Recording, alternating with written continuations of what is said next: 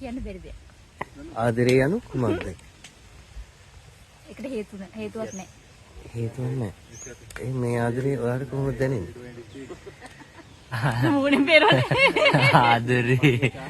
ආදරේ බෙහෙතක්. වව්. විශිෂ්ටයි. ඔයා කොහොමද හිතන්නේ? මේ නිර්වචනය කරන්නේ? මොන වගේ බෙහෙතක්ද? බෙහෙතක් කියන්නේ මෙහෙමයි. පැටියෝ ආදරේ කියන්නේ අපේ හිතේ තියෙන අමාරුකම් ඔක්කොම හොඳ කරලා දාන බෙහෙතක්. මම මේක බෙහෙතක් කිව්වේ. ඔයාට දැනුනේ කොහොමද? සිරිනරා ඵලයක්. ඒකට නම සිරිනරා. ආදරේ කියන්නේ මේක. මේක අත පෙවුන්නේ අතින් මොනවාරි පෙන්නුවා? ඒ ඔයා වැරදි විදියට මේ නිර්වචනය කරන්නේ. ඔව්. ඔයා දැන් මගෙන් නිර්වචනය අහනවා ඔයාට ඕනේ නිර්වචනය කරන්න.